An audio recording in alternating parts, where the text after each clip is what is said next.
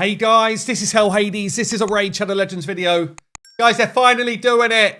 After all this time battering them down, we're going to get a times 25 chance to pull specific champions coming into the game. So what's the catch, I hear you say? I will let you know all of the catches. We're going to go through all of the info I've just been given. It's worth calling out. There's now a lot of champions in this game. When I first started playing like 4.5 years ago, I don't know, but I feel like there was maybe 400 champions, about that. We've now got here, like, what's that? 459, 460, 490, 690, 790, 823, roughly. I think that's right. But over 800 champions, anyway, in the game. And of those, you could probably call out about, I don't know, what's this going to be? Around 10% of legendaries? Is that right? No, more than that. Probably like 15% of legendaries. So probably something like 120, 130 or so legendary champions. Could be more than that. I don't know, honestly. Some are void, some are not. So I guess, anyway, when we have these times 10 chances, which, you know, we've got another times 10 probably running right now. They run literally every 5 minutes. The chances of actually pulling a non-void legendary when you pull your shard is still incredibly low. So we've been saying, give us a higher pull chance. And I've got these couple of screenshots to show you. So basically, it's called now a progressive chance. This is the catch. So it starts off, your summoning rate starts off at a times 15 for champions that you choose.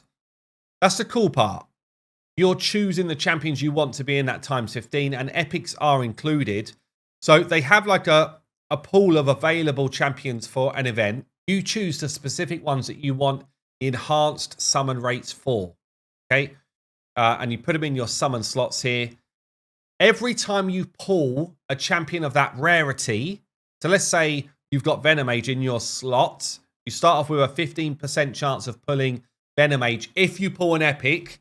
So the actual summoning rates still don't change.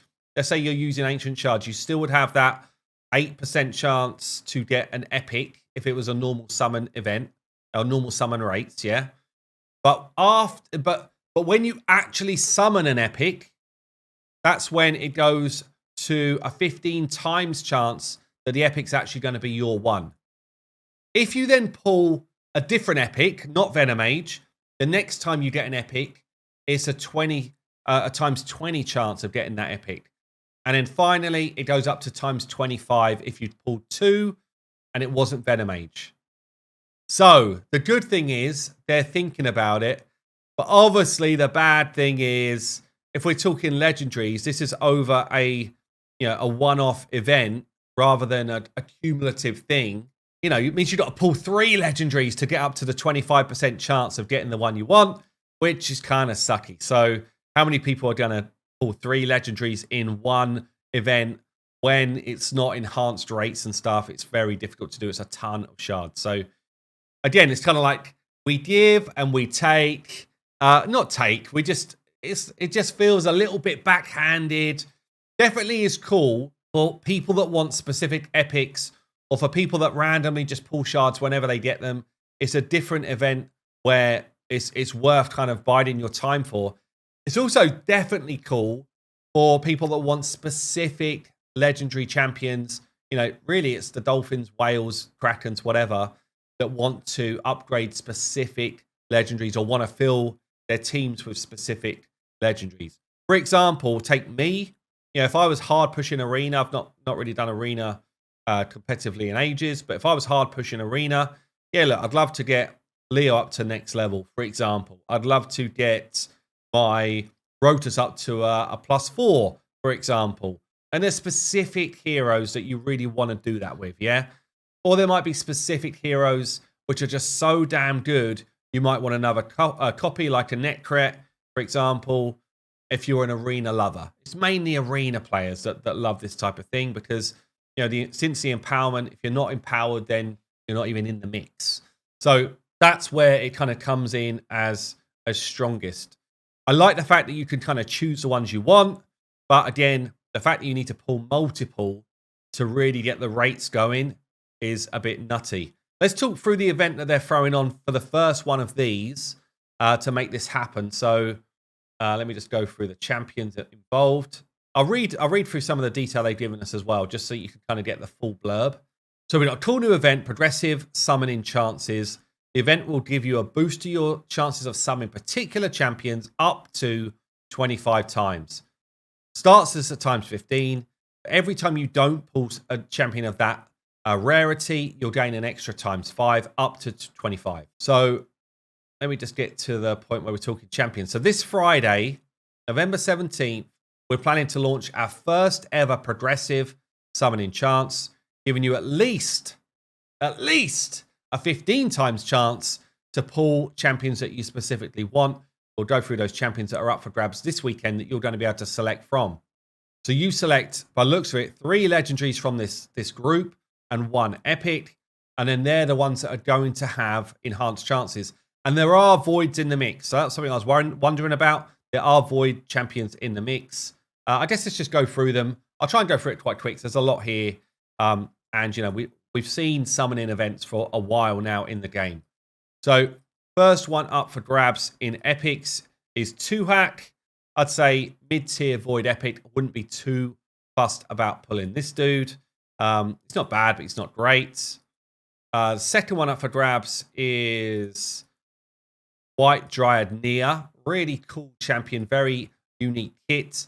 Saf's done some very cool stuff with her alongside Emic for, you know, like continuous, basically continuously resetting the same skills over and over using this A2 from Emic. So she's pretty cool. We then got a couple of decent normal epics as well. So the Stag is in the mix, one of the best epics in the game. That's definitely, you know, someone that a lot of people want to pick up if they haven't got him already. Lady Annabelle is in the mix. She's incredibly good for Bommel. Outside of that, she's just decent. But yeah, not a bad one to pick up. In terms of the legendaries then, so you get to pick 3 of the legendaries that get this enhanced rates if you pull a legendary. It's not an enhanced rate to pull a legendary.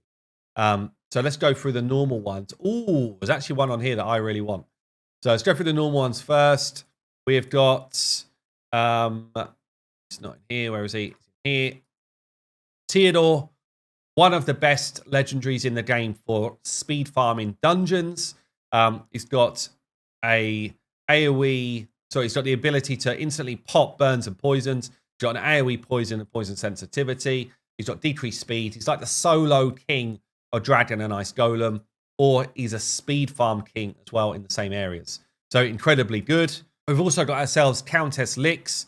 Really great AoE skills. AoE drop speed. Pretty high damage. Incredibly good at controlling waves of enemies. Like if you're in Doom Tower hard waves, she's going to be a really great champion to have, especially alongside Astralon, actually. So Countess Lix is the next one. We've got ourselves... Struggling to remember where everyone is today. Kantra. Kantra, really great Hydra champion. She's got this ability to put Provoke on if you've got a lot of debuffs out on the enemy. And she won't weak hits, which is pretty damn cool as well. So Kantra is solid. This is a champion I want. So actually, I probably will go in for this event. Because for me, as someone who wants specific champions now, this becomes interesting.